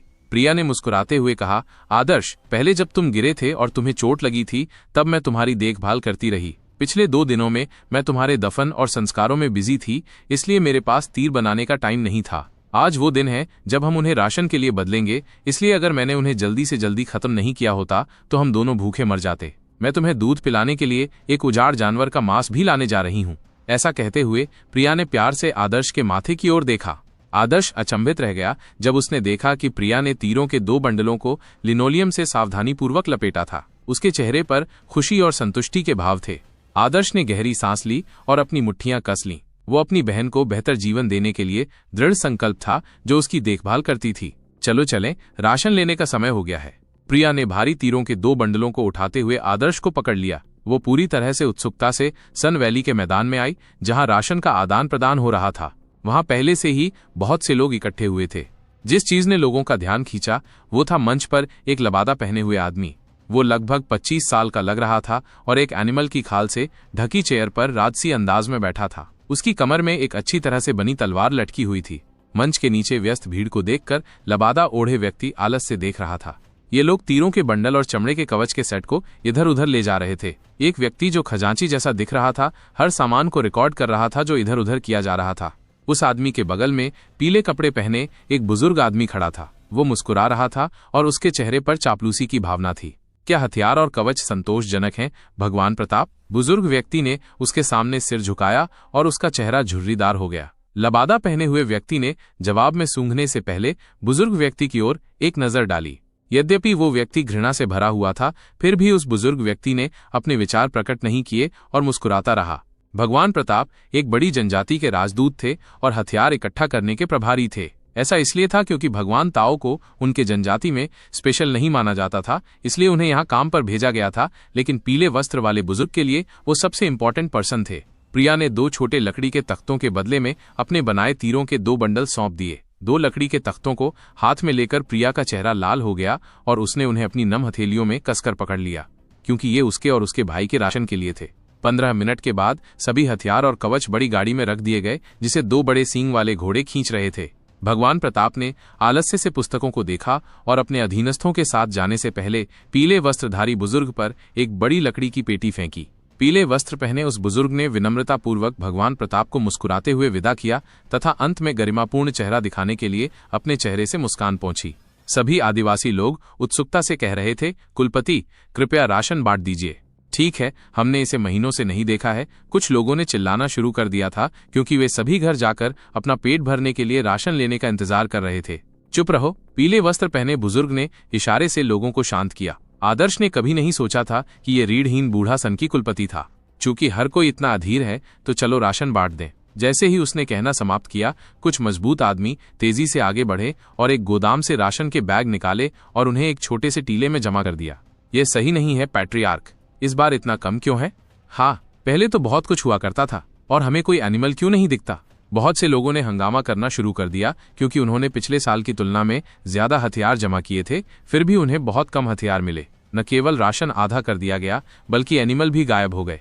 फायर क्लाउड जनजाति बहुत आगे निकल गई है, वे इस छोटी सी राशि से हमें कैसे खारिज कर सकते हैं? कुलपति, इसका क्या मीनिंग है? ये देखकर कि भीड़ और भी ज्यादा उपद्रवी हो रही है, पीले वस्त्र पहने बुजुर्ग ने नाक भौं सिकोड़ते हुए कहा, अपना मुंह बंद करो, थोड़ी देर में तुम समझ जाओगे। अभी राशन बांट दो, अपनी लकड़ी की पटियाएं सौंप दो और जो भी मिलेगा वही पाओगे। पीले वस्त्र पहने हुए बुजुर्ग ने जोर से ये बात कही, जिसके परिणाम स्वरूप असंतुष्ट लोगों में से कई ने तुरंत अपने मुंह बंद कर लिए। ये पीले वस्त्र वाला बुजुर्ग एक योद्धा था। हालांकि वो एक निम्न श्रेणी का मॉर्टल ब्लड योद्धा था, लेकिन वह निश्चित रूप से जनजाति का पिलर था, इसलिए बहुत कम लोग उसे चैलेंज करने की हिम्मत कर पाते थे। योद्धा तैयारी शिविर के लोग सबसे पहले राशन प्राप्त करते हैं। जिस क्षण पीले वस्त्र पहने बुजुर्ग ने अपना हाथ हिलाया, एनिमल्स के चमड़े से बने पुरुषों का एक ग्रुप आगे बढ़ा। उनकी उम्र 15 से 40 वर्ष के बीच थी। बिना किसी अपवाद के वे सभी अपने ट्रेनिंग से मोटे और मांसल थे। ये लोग योद्धा तैयारी शिविर के मेंबर्स थे और जनजाति की आशा थे। अच्छे फिजिकल क्वालिटीज वाले युवा अडल्ट्स के रूप में उन्हें ट्रेनिंग के लिए युवावस्था में ही चुना गया था। कभी कभी शिकार करने के अलावा वे खेती या तीर या कवच का निर्माण नहीं करते थे। इसके अलावा भोजन जैसी कोई भी लाभदायक चीज सबसे पहले योद्धा तैयारी शिविर में डिस्ट्रीब्यूट की जाती थी, क्योंकि अगर उनमें से कोई भी उच्च श्रेणी का योद्धा बन जाता तो वो जनजाति के लिए बहुत सारी प्रॉपर्टी लाता। सुरक्षा करने में कैपेबल होने के अलावा उच्च स्तरीय योद्धाओं की प्रोडक्शन कैपेबिलिटीज बहुत हाई थीं, क्योंकि वे शिकार करने के लिए जंगल में जाने के लिए पर्याप्त स्ट्रांग थे। बस कुछ बड़े वाइल्ड एनिमल्स पूरे कबीले को कई दिनों तक खिलाने के लिए पर्याप्त होंगे। बिना किसी अतिशयोक्ति के एक उच्च स्तरीय योद्धा एक छोटी जनजाति का भरण पोषण कर सकता था। योद्धा तैयारी शिविर में दर्जनों लोग थे और चूंकि उन्होंने कभी निर्माण में पार्टिसिपेट नहीं किया था, इसलिए स्वाभाविक रूप से उनके पास कोई लकड़ी की पट्टियां नहीं थीं। लेकिन फिर भी उनमें से प्रत्येक ने राशन का एक बड़ा बैग ले लिया। राशन की छोटी मात्रा में 5वां हिस्सा और कम कर दिया गया, लेकिन योद्धा तैयारी शिविर की तुलना में ऐसे लोगों की संख्या 10 गुना अधिक थी जिन्हें राशन नहीं मिला। इससे यह तय था कि कई लोग भूखे मरेंगे। प्रिया, जो आदर्श के बगल में थी, ने लकड़ी की तख्ती को कसकर पकड़ लिया। उसका चेहरा पीला पड़ गया था, क्योंकि अगर उन्हें कोई राशन नहीं मिला तो उनके दिन गिने चुने रह गए थे। लोग सीरियस थे क्योंकि योद्धा तैयारी शिविर के मेंबर्स ने अपना नॉर्मल शेयर ले लिया था, जिसका मतलब निश्चित रूप से ये था कि डिस्ट्रीब्यूट करने के लिए पर्याप्त भोजन नहीं था। पहले दर्जे के पुरुषों वाले परिवार अपना राशन लेने आए। पीले वस्त्र पहने बुजुर्ग ने दूसरा ऑर्डर दिया, इस दुनिया में जहां मार्शल आर्ट ही जीवन था, योद्धा तैयारी शिविर से बाहर के पुरुषों को उनकी क्षमताओं के अनुपात में डिस्ट्रीब्यूशन प्राप्त हुआ। एक सिंपल टेस्ट था ताकत का। 300 पाउंड वजन उठाने में कैपेबल होना ही टियर 1 पुरुष माना जाता था। उन्होंने जितना कम उठाया, उनका लेवल उतना ही नीचे चला गया। जिन घरों में टियर 1 के पुरुष थे, उन्होंने राहत की सांस ली और अपना राशन लेने के लिए आगे बढ़े। लकड़ी की पट्टियां सिर्फ दिखावे के लिए थीं। इन घरों को नॉर्मल से बहुत कम राशन मिला, लेकिन कम से कम उन्हें कुछ तो मिला। ये परिवार मूल रूप से अधिक धनी थे और उनके पास एक्स्ट्रा फूड होता था, इसलिए भले ही उनके आने वाले दिनों में उन्हें मितव्ययता बरतने की रिक्वायरमेंट थी, लेकिन ये कोई निराशाजनक सिचुएशन नहीं थी। दूसरे दर्जे के पुरुषों वाले परिवार अपना राशन लेने आए। पीले वस्त्र पहने बुजुर्ग ने फिर से अपना मुंह खोला। भगवान प्रताप को प्रणाम करने वाले व्यक्ति की तुलना में यह पीले वस्त्र वाला बुजुर्ग अपने ठंडे व्यवहार के साथ बिल्कुल अलग व्यक्ति था। एक टियर 2 पुरुष लगभग 250 पाउंड स्टोन उठा सकता था। उन्हें मिलने वाला राशन बहुत कम कर दिया गया था। राशन की थैलियां तेजी से खत्म हो रही थीं। हर गायब होती थैली के साथ प्रिया का चेहरा पीला पड़ रहा था। उसके नम हाथों ने लकड़ी की तख्ती को कसकर पकड़ रखा था। प्रॉब्लम राशन की कम बोरियों की नहीं थी, ये जीवन और मृत्यु का मामला था। राशन के बिना वे भूख से मर जाएंगे।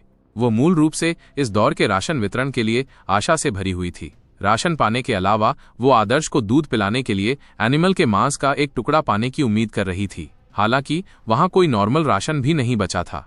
तीसरी श्रेणी के पुरुषों वाले परिवार अपना राशन लेने आए। घटते राशन के कारण प्रिया ने अपनी सांस रोक ली। पीले वस्त्र पहने बुजुर्ग ने भौहें सिकोड़ लीं, क्योंकि राशन की मात्रा बहुत कम थी। बहुत से लोगों को अभी भी राशन नहीं मिला है। आने वाले महीनों में बहुत से लोग भूख से मर जाएंगे। लेकिन जनजाति के बेनिफिट के लिए, उस गोल्डन अपॉर्चुनिटी को पाने के लिए पीले वस्त्रधारी बुजुर्ग को केवल अपना हृदय कठोर करना था और कमजोरों की बलि देनी थी। इस जनजाति में लोगों का भूख या बीमारी से मरना आम बात थी। प्रतिकूल जीवन सिचुएशंस के कारण औसत जीवन प्रत्याशा बहुत कम थी। बाकी लोग अपना राशन लेने आए। इन शब्दों के साथ ही लोगों का एक बड़ा ग्रुप आगे बढ़ा। प्रिया चिल्लाई जब भीड़ ने उसे नीचे धकेल दिया। गिरने से वो चोटिल हो गई थी, लेकिन उसने अपनी लकड़ी की तख्ती को कसकर पकड़ रखा था, मानो वो उसकी आजादी थी जो उसे आशा दे रही थी। बहन प्रिया को गिरते देख आदर्श भीड़ के बीच से भागा और उसे ऊपर खींच लिया।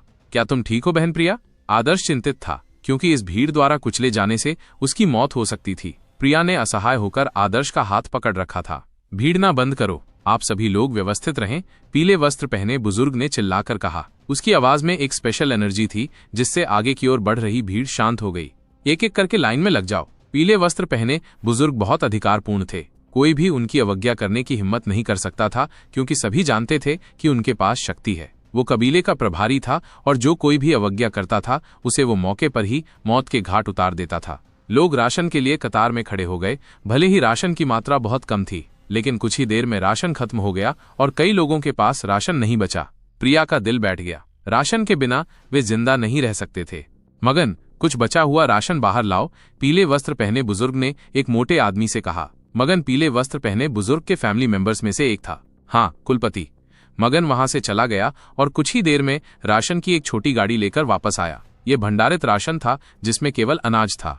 अर्थ पर अनाज खाना विटामिन का सोर्स था, जिससे स्वास्थ्य बेहतर होता था। लेकिन इस वैकल्पिक दुनिया में यह बिल्कुल अलग मामला था। अनाज प्रोसेसिंग के बाद बचा हुआ था। इसे भोजन के रूप में गेहूं के चोकर के साथ मिलाया जाता था। इसका टेस्ट भयानक था और इसे निगलना मुश्किल था। इसके अलावा अनाज में पोषक तत्व कम थे और पचाना भी मुश्किल था। वास्तव में यह बहुत कम एनर्जी प्रोवाइड करता था, राशन का लगभग आधा। हालांकि ये अनाज था, लेकिन ये कुछ न होने से बेहतर था। भीड़ केवल भाग्य के भरोसे रह गई और उसने बहुत कम मात्रा में अनाज इकट्ठा किया। प्रिया सबसे पीछे थी और उसकी बारी आने तक लगभग कोई अनाज नहीं बचा था। उसने पसीने से भीगी लकड़ी की 2 पट्टियां आगे बढ़ाईं और 2 ताड़ के आकार के अनाज के बैग लिए। भले ही वो और आदर्श दलिया के रूप में अनाज खाएं, लेकिन ये 10 दिनों से ज्यादा नहीं चलेगा।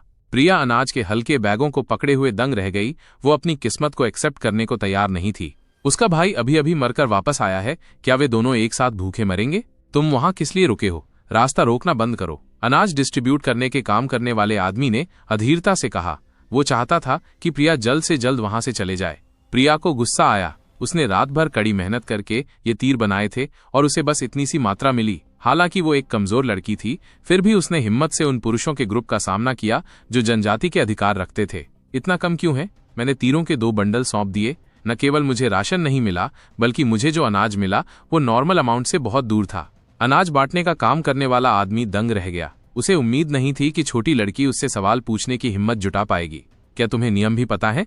तुम तो बस एक बच्ची हो, और वो भी एक जवान लड़की। घर में कोई पुरुष न हो तो इतना सारा खाना खाने का क्या मीनिंग है? ये तो बर्बादी होगी। इस दुनिया में छोटी जनजातियां पुरुषों को प्रायोरिटी देती थीं। बड़ी जनजातियों में विभिन्न प्रकार के उजाड़ जानवर थे, और यहाँ तक कि उजाड़ हड्डियां भी थीं। इसलिए दो लिंगों के बीच का अंतर उतना मायने नहीं रखता था। लेकिन एक छोटी सी जनजाति में पुरुषों की ताकत एक ऐसा फायदा था जिसे पटा नहीं जा सकता था। बहुत कम लड़कियों में पुरुषों के बराबर ताकत थी।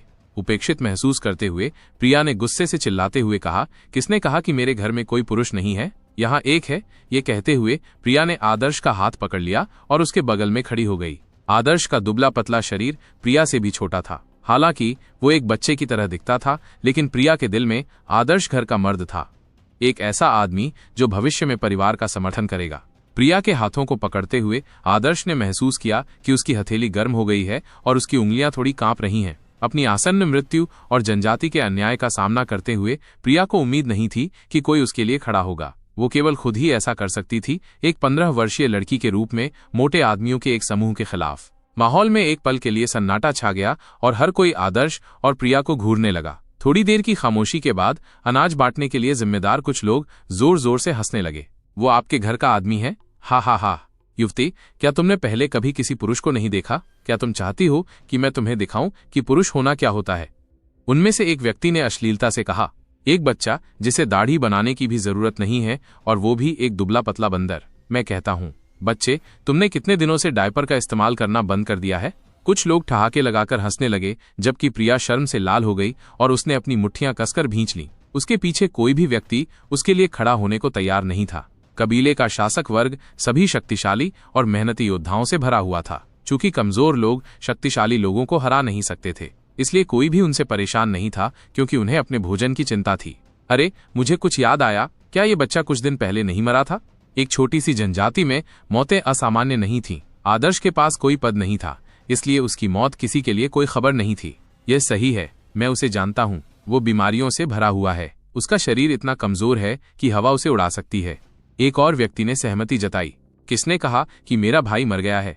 प्रिया ने उस आदमी को एक तेंदुए की तरह घूर कर देखा। उनके शरीर आकार में इतने बेमेल थे जैसे एक गौरैया और एक गिद्ध। फिर भी प्रिया ने अपने दांत पीस लिए और अपनी जगह पर खड़ी रही। उसकी आंखों में हत्या की मंशा थी, जो एक जानवर में देखी जा सकती है। यह विश्वास करना कठिन था कि उसके जैसी कमजोर युवा लड़की इस तरह घूर सकती है। प्रिया ने अपने पीछे छिपाई हुई एक लंबी और पतली डंडे जैसी चीज को कसकर पकड़ रखा था। उसने बचाव के लिए एक तीर गुप्त रूप से रखा था।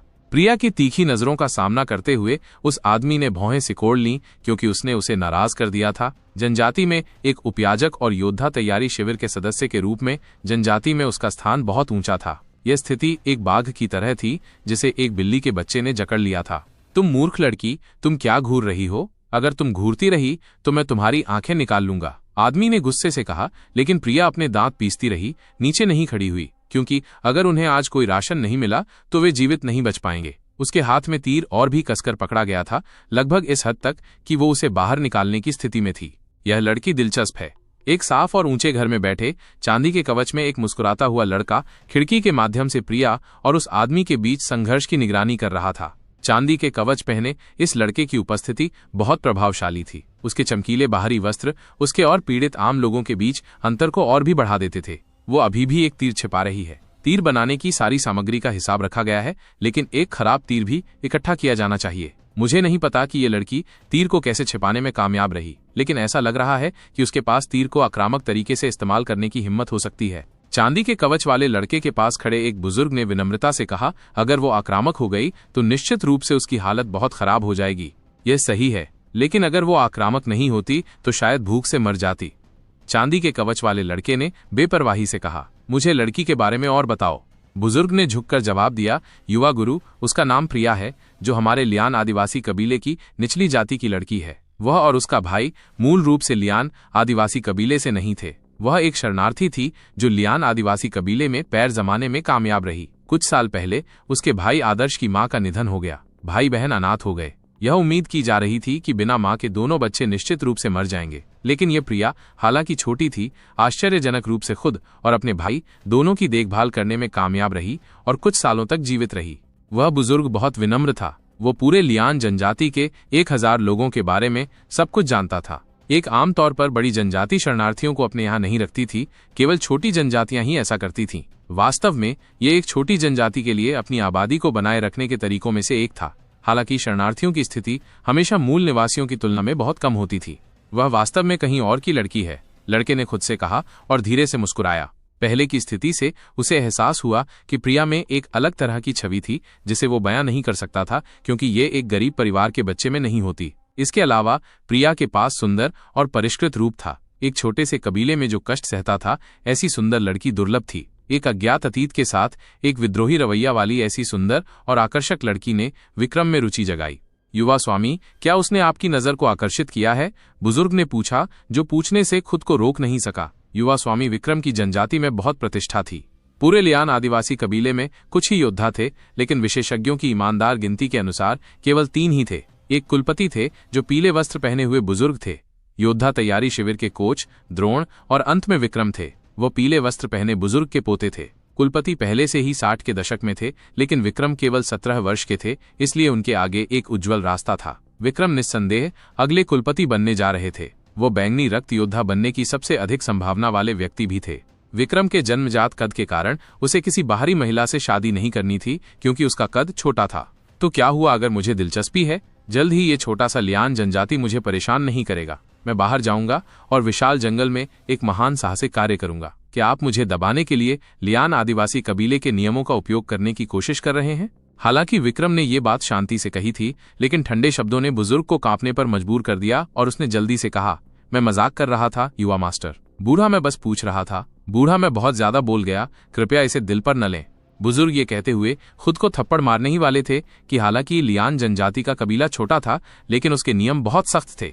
जंगल में जहां ताकतवर लोग कमजोरों पर शासन करते थे, कई देशों ने सैन्य कानून लागू किए। जनजातियों में योद्धाओं के पास सत्ता थी, इसलिए कानूनों के बावजूद आदिवासी कबीले के नियम बेहद सख्त थे। ताकतवर लोग कमजोरों की जान अपने हाथों में रखते थे। विक्रम, जो अपने कबीले में एक ताकतवर व्यक्ति था, उसे किसी व्यक्ति के भाग्य का फैसला करने का पूरा अधिकार था। इसके अलावा विक्रम ने कोई दया नहीं दिखाई। बचपन से ही वो कई कष्टों से गुजरा था और कबीले में भी उसे क्रूर लड़ाई का सामना करना पड़ा था। बुजुर्ग को खुद को थप्पड़ मारते देख विक्रम ने शांत भाव से कहा, ठीक है, मेरे सामने नाटक करना बंद करो। ये लड़की अभी भी जवान है। मैं उसे सिर्फ नौकरानी या रखेल के तौर पर ही रखना चाहता हूँ, इसलिए तुम्हें चिंता करने की जरूरत नहीं है। इससे कबीले के नियमों का उल्लंघन नहीं होगा। हाँ, आपकी क्षमा के लिए धन्यवाद युवा स्वामी। बुजुर्ग ने जल्दी से सिर हिलाया। अच्छा, मुझे तुमसे पूछना है, यह प्रिया, उसका उपनाम उसके भाई से अलग क्यों है? विक्रम ने मैदान पर चल रही गतिविधियों को देखते हुए अपनी आंखें सिकोड़ लीं। उसे एहसास हुआ कि प्रिया अपने भाई के प्रति बेहद सुरक्षात्मक थी, जबकि उसका भाई बीमारी से ग्रस्त कमजोर था। फिर भी प्रिया को अपने भाई पर गर्व था। यह मैंने सुना है कि जब प्रिया मुश्किल में थी तो उसे आदर्श की मां ने गोद ले लिया था। शायद यही वजह थी कि प्रिया आदर्श की मां की बहुत आभारी थी, इसलिए वो आदर्श के साथ बहुत अच्छा व्यवहार भी करती थी। आह, क्या ऐसा है? विक्रम ने खड़े होते हुए भौहें सिकोड़ी। अब चले जाओ। प्रिया के पैरों को जमीन पर जड़े हुए देखकर वो आदमी क्रोधित हो गया। वो प्रिया के सामने आगे बढ़ा और उसे थप्पड़ मारने ही वाला था। प्रिया जैसी कमजोर लड़की उस आदमी के बड़े शरीर की बराबरी नहीं कर सकती थी। अगर ये थप्पड़ पड़ता तो प्रिया हवा में उछल जाती। प्रिया तीर खींचने ही वाली थी कि उसे लगा कि उसका हाथ दबाया जा रहा है। आदर्श ने जल्दी से उसके कान में फुसफुसाते हुए कहा, जल्दबाजी मत करो। ये कहते हुए एक ही झटके में आदर्श प्रिया के सामने खड़ा हो गया। रुको, आदर्श ने अपने हाथ ऊपर उठाते हुए कहा, तुम अपने आप को क्या समझते हो? आदमी क्रोधित हो गया। ये वास्तव में एक कमजोर दुबला पतला बंदर था। वह उसे भी उड़ा देगा।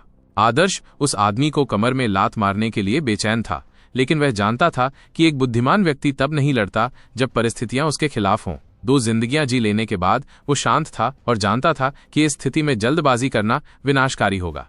असली मर्द औरतों से नहीं लड़ता। इसके अलावा तुम योद्धा तैयारी शिविर से नहीं हो। तुम बहुत ताकतवर हो, तो तुम एक जवान औरत पर अपनी उंगली कैसे रख सकते हो? क्या ये लोगों का मजाक नहीं होगा? आदमी की हिंसक हरकतों से सावधान आदर्श ने जल्दी से लेकिन स्पष्ट रूप से कहा। वहां मौजूद सभी लोगों ने इसे सुना। वो आदमी झिझका और अपने सामने खड़े लड़के को अजीब नजरों से देखने लगा। क्या कोई 12 साल का बच्चा उसे डांटने के लिए आगे नहीं आता? या वो बेवकूफी से अपनी बहन की जगह थप्पड़ खाकर भाग जाता? लेकिन जब उसने उछलकर ये शब्द कहे तो ये एक सरल ताना था जो बेहद प्रभावी था। उसने अपना हाथ हवा में ही छोड़ दिया और हाथ नीचे करने में हिचकिचाया। इस आदमी को ऐसा लग रहा था जैसे वो हवा में मुक्का मार रहा हो। दरअसल योद्धा तैयारी शिविर के सदस्य के रूप में और कई लोगों की नजर में 2 बच्चों को मारना गर्व की बात नहीं होगी। इसके अलावा योद्धा तैयारी शिविर और आम नागरिकों के बीच कुछ हितों का टकराव था, इसलिए उसे शब्दों से नीचे गिराना आसान था। वो आदमी भले ही उद्दंड था, लेकिन वो नहीं चाहता था कि लोग उसकी पीठ पीछे उसकी बातें सुने। अच्छा, कम से कम तुम्हें अपनी जगह तो पता है, उस आदमी ने भाई बहनों को घूरते हुए अपना हाथ नीचे करते हुए कहा। आज मेरा मूड अच्छा है, इसलिए मैं तुमसे बहस नहीं करूंगा, अब चले जाओ। आदर्श, प्रिया ने आदर्श का हाथ खींचते हुए कहा। वो असहाय महसूस कर रही थी, क्योंकि वो जानती थी कि उस आदमी के साथ संघर्ष में शामिल होने से उसे कुछ हासिल नहीं होने वाला था, लेकिन वहां से चले जाने का मतलब था कि वे भूख से मर जाएंगे। बहन प्रिया, चिंता मत करो, आदर्श ने प्रिया का हाथ पकड़ते हुए उसे शांत होने का इशारा किया। तो मैं अब जा रहा हूं, लेकिन उससे पहले मुझे तुमसे कुछ सलाह लेनी है। क्या? बोलो, आदमी ने अधीरता से कहा। ओ, ये बात है, मेरी बहन ने तीरों के 2 बंडल सौंपे और कबीले के नियमों के अनुसार इससे ज्यादा राशन मिलना चाहिए। आदर्श ने अनाज का हल्का थैला हवा में लटकाया और बिना किसी पूछताछ के गंभीर नजर से पूछा। आदमी फुसफुसाया, कौन सा कबीला राज करता है? मजबूत होना ही नियम है, मैं जो कहता हूं वही नियम बन जाता है, आदमी ने आक्रामक होकर कहा। आदर्श ने मन ही मन उपहास किया। कितना बेवकूफ है, उस आदमी के अहंकार ने उसे सीधे उसके जाल में फंसा लिया। आदर्श ने उसे अन्याय भरी नजर से देखते हुए कहा, भाई, आप नियम बना सकते हैं, लेकिन आपको हमें जीने के लिए कुछ तो देना चाहिए। ऐसा कहकर आदर्श ने यह शामिल किया था कि जब उस आदमी ने कहा, मजबूत होना नियम है, मैं जो कहता हूं वही नियम है, तो हर कोई सहमत था, क्योंकि इसने संभवतः उनमें से कई लोगों को परेशान कर दिया था। इसके तुरंत बाद आदर्श के पीछे खड़े कई लोग उसकी बात दोहराते हुए कहने से खुद को नहीं रोक पाए। ठीक है सैनिक भाई, मैंने कवच के 6 टुकड़े सौंपे, फिर भी मुझे केवल थोड़ी मात्रा में राशन मिला। मुझे भी स्पष्टीकरण चाहिए, इस बार राशन इतना कम क्यों है? हम भी जानना चाहते हैं। मैं एक बूढ़ा व्यक्ति हूं और मुझे अपने परिवार का भरण पोषण करना है, इतना राशन पर्याप्त नहीं है। लियान जनजाति के लोगों ने इस समय बहुत दुख झेले थे। उनका इरादा जनजाति के नेतृत्व के खिलाफ विद्रोह करने का था, लेकिन ताकत में अंतर और नेता विहीन होने के कारण उनमें से कोई भी आगे नहीं आया। लेकिन आदर्श के उकसावे के कारण वे अब और चुप नहीं बैठ सकते थे। उस आदमी का चेहरा उतर गया। उसे उम्मीद नहीं थी कि एक बच्चे की बात से भीड़ में इतना बवाल मच जाएगा। मामला बढ़ता देख वो अपना नियंत्रण खोना लगा। तुम सब चुप हो जाओ, आदमी दहाड़ा, लेकिन उनकी दहाड़ बहुत सीमित थी। हमें स्पष्टीकरण दीजिए, हमें स्पष्टीकरण चाहिए। राशन इतना कम क्यों है? जब उल्लंघन करने वालों की संख्या बहुत अधिक हो तो कानून विफल हो जाते हैं। आमतौर पर जो व्यक्ति सबसे पहले आगे आता है उसे विशेष देखभाल मिलती है, लेकिन जब स्थिति बिगड़ती है तो सभी को हिम्मत मिलती है। जैसे ही स्थिति नियंत्रण से बाहर होने वाली थी, एक स्पष्ट आवाज गूंजी, आप स्पष्टीकरण चाहते हैं? मैं आपको देता हूं। इस ध्वनि में एक अनाकार ऊर्जा थी जिसने अराजक स्थिति को तुरंत शांत कर दिया। सभी ने ध्वनि के स्रोत का पता लगाया तो देखा कि चांदी के कवच पहने एक लड़का हाथ में लंबी तलवार लिए चला आ रहा था। ये युवा मास्टर विक्रम है। विक्रम! इस लड़के को देखकर सभी हैरान रह गए। विक्रम जनजाति में वो व्यक्ति था जिसके पर्पल ब्लड वॉरियर बनने की सबसे अधिक संभावना थी। विक्रम की प्रतिभा स्पष्ट रूप से एक बड़ी जनजाति की प्रतिभा के बराबर थी। अगर लियान आदिवासी कबीले ने एक बैंगनी रक्त योद्धा पैदा किया तो सब कुछ अलग होगा। जिस दिन ऐसा हुआ, विक्रम पूरे आदिवासी कबीले का समर्थन कर सकता है। यदि विक्रम एक कदम और आगे बढ़े और एक शक्तिशाली जनजाति को प्रभावित करे तो निश्चित रूप से उसके पास पूरे लियान जनजाति को शहर में लाने का साधन होगा। जनजाति के कई लोगों के लिए शहर में रहना स्वर्ग जैसा होगा। जंगल में शहर बनाना बहुत मुश्किल था, क्योंकि ये इंसानों से भरा हुआ एक आसान लक्ष्य होगा जहां बड़े और मजबूत उजाड़ जानवर हमला कर सकते हैं। शहर को मानव विशेषज्ञों के समर्थन के बिना उजाड़ जानवर आसानी से इसे रौंद सकते थे। हर मानव शहर में कई विशेषज्ञ तैनात थे। एक मोटी ऊंची दीवार और एक लंबे विरासत इतिहास के साथ शहर सुरक्षित था, जिससे मनुष्य शहर की दीवारों के भीतर सुरक्षित रूप से जीवित रह सकते थे। पर्याप्त खाद्य स्रोतों के साथ उन्हें भूखमरी या जानवरों के खतरों से डरने की जरूरत नहीं थी। कौन ऐसा सुखद जीवन नहीं जीना चाहता था? विक्रम लियान जनजाति के कबीले की उम्मीद था। कबीले में उसका स्थान पहले से ही कुलपति से अधिक था। जब विक्रम आगे आया तो सभी चुप हो गए। दादाजी! विक्रम ने सबसे पहले आदिवासी मुखिया को पहचाना, जो पीले वस्त्र पहने बुजुर्ग थे। आह विक्रम, चूंकि तुम आगे आ गए हो इसलिए मैं इसे तुम पर छोड़ता हूँ। जनजाति में कई पुरुष 16 वर्ष की आयु में विवाह कर लेते थे, इसलिए 17 वर्षीय विक्रम कार्यभार संभालने के लिए पूरी तरह योग्य थी। विक्रम ने पहले तो जनजाति से एक शब्द भी नहीं कहा। इसके बजाय उसने आदर्श का सामना एक सार्थक मुस्कान के साथ किया। तुम आदर्श हो, है ना? आदर्श की भौहें ऊपर उठ गईं। विक्रम ने जनजाति से जो पहली बात कही वो उसकी ओर थी, और हालांकि ये मुस्कुराहट थी, आदर्श इसके पीछे छिपे खतरे को भांप सकता था। आदर्श ने लोगों की अशांति को भड़काया और उसने पूरी कोशिश की कि यह अनजाने में हुआ लगे। चाहे जानबूझकर हो या अनजाने में, जनजाति नेतृत्व के प्रतिनिधि के रूप में विक्रम द्वारा उस पर हमला करने की पूरी संभावना थी। 12 साल के बच्चे के लिए ये बुरा नहीं है। तुम बच्चे नहीं लगते, तुम एक दिन कुछ बड़ा कर सकते हो। विक्रम ने आदर्श के कंधे पर बेपरवाही से थपथपाते हुए हंसते हुए कहा। भीड़ में से कई लोग आश्चर्यचकित थे कि विक्रम जैसे कद के व्यक्ति ने एक आम आदमी के कंधे पर थपथपाने की पहल की थी। इसके अलावा ये प्रशंसा अत्यंत उल्लेखनीय थी। विक्रम ने वास्तव में कहा कि ये गरीब बच्चा कुछ बड़ा कर सकता है।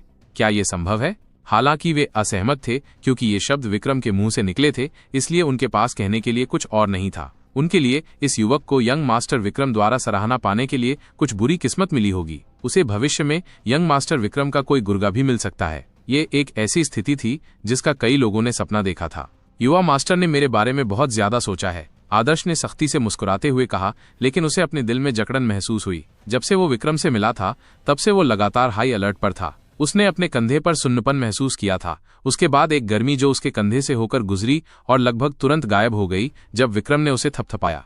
यदि आदर्श तेज और सतर्क नहीं होता तो वह सोचता कि यह भावना एक भ्रम है, या जब विक्रम ने उसके कंधे पर थपथपाया तो उसने सोचा होगा कि यह घबराहट के कारण है। ये विक्रम लड़का क्या चाहता था? क्या कोई चाल हो सकती है? आदर्श को यकीन नहीं हुआ कि विक्रम सबके सामने उसके कंधे पर थपथपाएगा या बिना किसी बात के उसकी तारीफ करेगा। उसके लिए विक्रम की नजरें दुश्मनी से भरी हुई थीं। उन्हें कुछ राशन दे दो, विक्रम ने खाना बांटने वाले आदमी की ओर मुड़कर कहा। भले ही प्रिया अभी छोटी थी, लेकिन उसे अगले 2 साल तक देखभाल करनी चाहिए, उसे भूखा नहीं मारना चाहिए। हाँ युवा गुरु, आदमी ने जवाब दिया। हालांकि वो आदर्श द्वारा धोखा दिए जाने के बाद अनिच्छुक था, लेकिन उसे विक्रम के आदेशों का पालन करना पड़ा। उस आदमी ने आदर्श को 50 पाउंड का अनाज का बोरा सौंपने से पहले एक पल के लिए हिचकिचाहट दिखाई। आदर्श और भी ज्यादा सतर्क हो गया, लेकिन उसके चेहरे पर कृतज्ञता का भाव था। उसने बैग एक्सेप्ट किए और बेईमानी से कहा, धन्यवाद युवा मास्टर।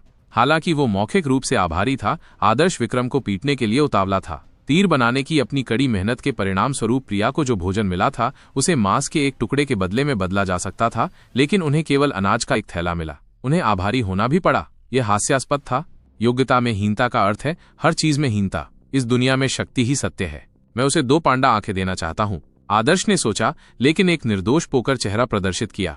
आदर्श को 2 से 3 महीने का खाना इकट्ठा करते देख बाकी सभी ईर्ष्या और जलन से भर गए, लेकिन चूंकि ये विक्रम द्वारा दिया गया था, इसलिए उन्होंने कुछ भी कहने की हिम्मत नहीं की, सिवाय इसके कि युवा मास्टर विक्रम, क्या आप हमें समझा सकते हैं कि आज इतना कम राशन क्यों है? हाँ, युवा मास्टर विक्रम को हमारे लिए खड़ा होना चाहिए। विक्रम पहले से ही मंच पर खड़ा था, सभी को देखकर मुस्कुरा रहा था। ऐसा लग रहा था जैसे उसने आदर्श को जो तारीफ की थी वो कुछ भी नहीं थी और अब उसकी कोई दिलचस्पी नहीं थी। मुस्कुराते हुए उन्होंने कहा, मेरे साथी जनजाति सदस्यों, आपने इतने वर्षों तक कड़ी मेहनत की है।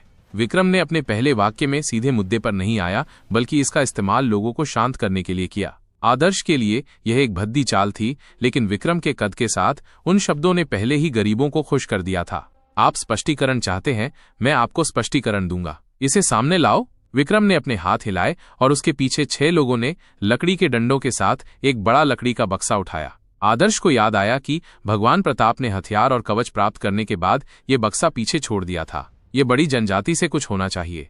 इसे खोलो, विक्रम ने आदेश दिया। बॉक्स के अंदर आइटम को छिपाना असंभव था। इसे परिष्कृत करने के लिए बहुत सारे श्रम की आवश्यकता होगी। 2 बड़े आदमियों ने सबके सामने उस बक्से को खोला। जब बक्सा खुला तो उसमें से बहुत ही सुंदर पैटर्न वाली शानदार रोशनी निकली। भीड़ ने अविश्वास में कहा कि उन्होंने ऐसा दृश्य पहले कभी नहीं देखा था। विक्रम आगे बढ़ा और एक लाल पत्थर का इस्तेमाल करके उसे चमकती हुई प्रकाश धाराओं के साथ लहराया। प्रकाश धाराएं प्रतिक्रिया में लहरदार हुईं और फिर धीरे धीरे गायब हो गईं। एक क्षण में ठंडी हवा बहने लगी। ये बहुत ठंडा है। देखने वाले लोग कांपने से खुद को नहीं रोक पाए। उन्होंने देखा कि बॉक्स से एक सफेद धुंध निकल रही थी। जब धुंध छंट गई तो उन्होंने बॉक्स के अंदर चमकदार हड्डियों का एक बड़ा समूह देखा। इन हड्डियों से कड़कती ठंड आती थी। वह क्या है? वे सभी चौंक गए, क्योंकि उन्होंने कभी कोई दुर्लभ वस्तु नहीं देखी थी। हालांकि उन्हें नहीं पता था कि वो क्या है, लेकिन वे अनुमान लगा सकते थे कि यह संभवतः कोई बहुत बड़ा खजाना है। ये वीरान हड्डियां हैं, विक्रम ने संतोष की भावना के साथ कहा। आपने पहले जो प्रकाश पैटर्न देखे थे वे इन हड्डियों की ठंडक को सील करने के लिए थे। उजाड़ हड्डियां? ये उजाड़ हड्डियां हैं? भीड़ में ज्यादातर लोगों ने उजाड़ हड्डियों के बारे में कभी नहीं सुना था, लेकिन आदर्श ने प्रिया के वर्णन से उनके बारे में पहले ही सुन लिया था। इस दुनिया के जंगल में शक्तिशाली उजाड़ जानवर रहते थे। हर उजाड़ जानवर में लियान जनजाति जैसी छोटी जनजाति को आसानी से नष्ट करने की क्षमता थी। हताश जानवर भले ही डरावने हों, लेकिन उनका शरीर खजाने से भरा हुआ था। उजाड़ जानवर बेहतरीन पूरक थे। हालांकि चूंकि एक व्यक्ति की भूख सीमित थी, इसलिए एक व्यक्ति पहाड़ी आकार के उजाड़ जानवर का कितना हिस्सा खा सकता था। सौभाग्य से अधिकांश सार उनकी हड्डियों के भीतर एकत्र हो गया था और एक विशेष विधि के माध्यम से इसे एक छोटे टुकड़े में परिष्कृत किया गया था। किसी उजाड़ जानवर की हड्डियों का एक सेट उसके शरीर में सबसे कीमती वस्तु माना जाता था। बक्से के अंदर पड़ी हड्डियों को देखकर ऐसा लग रहा था कि हालांकि ये एक लवारिस जानवर की पसलियों का एक छोटा सा हिस्सा था, फिर भी ये कीमती माना जा रहा था। आज हमारे पास कम राशन होने का कारण ये है कि राशन के आदान प्रदान के अलावा बहुत सारे हथियारों और कवच का इस्तेमाल इन उजाड़ हड्डियों के सेट के बदले में किया गया था। वास्तव में इसे प्राप्त करने के लिए आपके द्वारा निर्मित तीर और कवच अपर्याप्त थे। मेरी युवावस्था में मेरे बाहरी अनुभव के कारण जहां मैंने कुछ मानसिक साधना विधियां सीखी थीं, केवल उनका आदान प्रदान करके ही हमारे पास अंततः उजाड़ हड्डियों के इस सेट के बदले में पर्याप्त मात्रा में सामान था। विक्रम के भाषण के बीच में उसके बगल में बैठे बुजुर्ग ने सभी को उजाड़ हड्डियों की उपयोगिता और कीमतीपन के बारे में समझाया था। यद्यपि बुजुर्ग ने ये बात दूसरों पर ही थोपी, फिर भी श्रोताओं में से कई लोग इसे स्वीकार नहीं कर सके। ये उजड़ी हुई हड्डियां अच्छी हो सकती हैं, लेकिन इनका उनसे क्या संबंध है?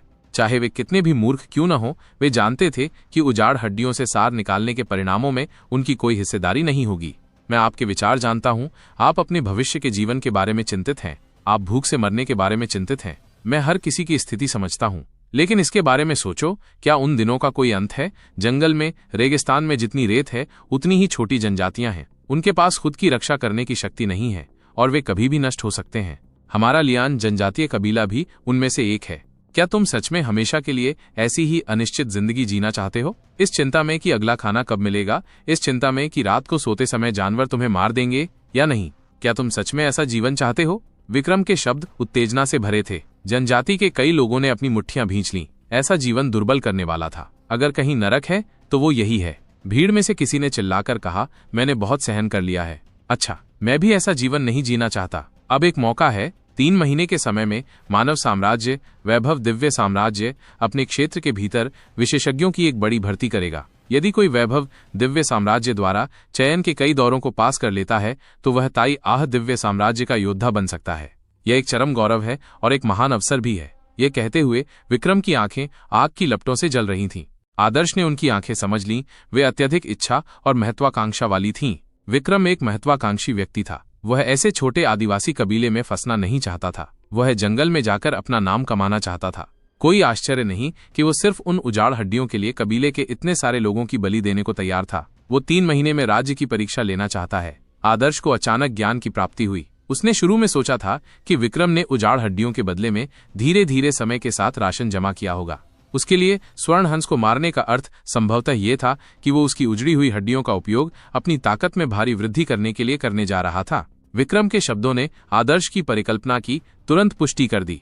मैं विक्रम लियान जनजाति कबीले में पैदा हुआ और पला बढ़ा हूँ। मैं लियान जनजाति का बेटा हूँ। मैं पूरी लियान जनजाति के लिए अपना सब कुछ दे दूंगा। शुक्र है इन उजाड़ हड्डियों के साथ मैं 3 महीने के भीतर एक बैंगनी रक्त योद्धा के दायरे में प्रवेश कर सकता हूँ। एक बार जब मैं एक बैंगनी रक्त योद्धा बन जाता हूँ तो मैं आसानी से वैभव दिव्य साम्राज्य द्वारा आयोजित परीक्षाओं को पास कर सकता हूँ और राज्य का योद्धा बन सकता हूँ। जब ऐसा होगा तो मैं व्यक्तिगत रूप से पूरे लियान जनजाति की रक्षा कर सकता हूँ और दिव्य साम्राज्य के योद्धा के रूप में मैं लियान जनजाति को वैभव दिव्य साम्राज्य के शहरों में भी ला सकता हूँ। अगर मैं भविष्य में कोई योगदान देता हूँ तो मैं शहर के अपने हिस्से का मालिक भी बन सकता हूँ। जब ऐसा होगा तो हर कोई मेरे शहर में प्रवेश कर सकता है और एक आरामदायक जीवन जी सकता है।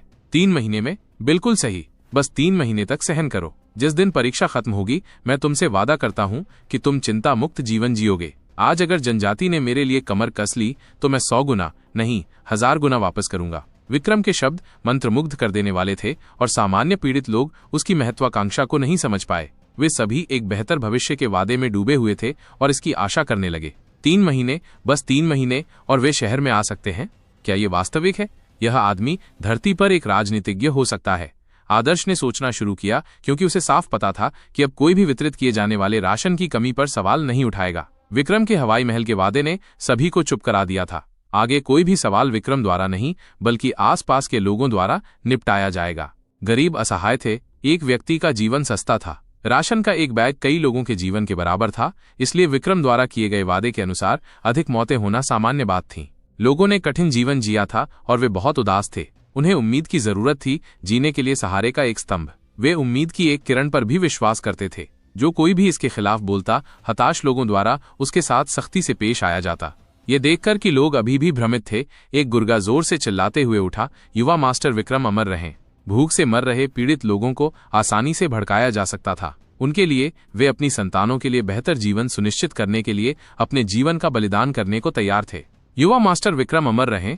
कुछ लोगों ने कमजोरी से चिल्लाया, लेकिन जैसे ही लोगों ने चिल्लाना शुरू किया, चिल्लाहट और बढ़ गई। यहाँ तक कि जो लोग अपने अगले खाने के बारे में चिंतित थे, उन्हें भी भीड़ के साथ जाना पड़ा। ये कमजोरों का दुख था, उनके पास कोई विकल्प नहीं था। लोगों की प्रतिक्रिया देखकर विक्रम बहुत संतुष्ट था। जब तक वो चाहेगा, पूरा लियान जनजाति उसका कदम पत्थर होगा। वो इस पत्थर पर कदम रखना चाहता था और अपनी खुद की किंवदंती बनाना चाहता था। विक्रम, बहुत बढ़िया। पीले वस्त्र पहने बुजुर्ग ने विक्रम के पीछे चलते हुए कहा, दादाजी, आपको मेरी तारीफ करने की जरूरत नहीं है। ये कुछ भी नहीं है। अगर मैं इन लोगों की भावनाओं को नहीं जगा पाया तो आगे बढ़ना मुश्किल हो जाएगा। हड्डियों को परिष्कृत करने से कई लोग मरेंगे। हाँ, पीले वस्त्र पहने बुजुर्ग ने आह भरी। वो जानता था कि हड्डियों को परिष्कृत करने से कई लोग मरेंगे, लेकिन मौतों की संख्या चाहे जितनी भी हो, इस अवसर को खोना नहीं चाहिए। एक सफलता 1000 हड्डियों से बनती है। दादाजी, आप क्यों आह भर रहे हैं? जनजाति उन्हें उनकी मृत्यु के लिए याद रखेगी। इसके अलावा कुछ लोगों के मरने से ज्यादा खाना बच जाएगा। अगले 3 महीने तक टिके रहना कोई समस्या नहीं होगी। विक्रम ने ये बात सहजता से कही। उसे बलिदानों की चिंता नहीं थी। जंगल में एक दिन में कितने लोग मरते हैं। कुछ चींटियों के मरने से एक हीरो बन सकता है। ये निश्चित रूप से इसके लायक था, क्योंकि एक हीरो कई चींटियों को बचा सकता था। और क्या, नायक तो वो स्वयं था। विक्रम के शब्द पीले वस्त्रधारी बुजुर्ग के अलावा किसी और ने नहीं सुने। आदर्श, क्या हुआ? प्रिया ने देखा कि आदर्श ध्यान नहीं दे रहा था और उसे झटका दिया। तुम क्या सोच रहे हो? कुछ नहीं, आदर्श ने अपना सिर हिलाया। वो एक ट्रांस में था, न तो विक्रम के भाषण के कारण, न ही लियान जनजाति के असहनीय भाग्य के कारण, बल्कि उसने देखा था कि रात के आसमान में जुगनू की तरह प्रकाश के कुछ धुंधले बिंदु उड़ रहे थे। रोशनियां उसके मुंह में चली गईं और गायब हो गईं। इसके तुरंत बाद बैंगनी क्रिस्टल की शीतलता फैल गई और अधिक स्पष्ट हो गई। जाहिर है, बैंगनी क्रिस्टल रोशनी को अवशोषित कर रहा था, ठीक वैसे ही जैसे बैंगनी क्रिस्टल रात में तारों की रोशनी को अवशोषित करता है। और रोशनी के स्रोत की तलाश में यह वास्तव में था। आदर्श का दिल धड़क उठा। ये नहीं हो सकता।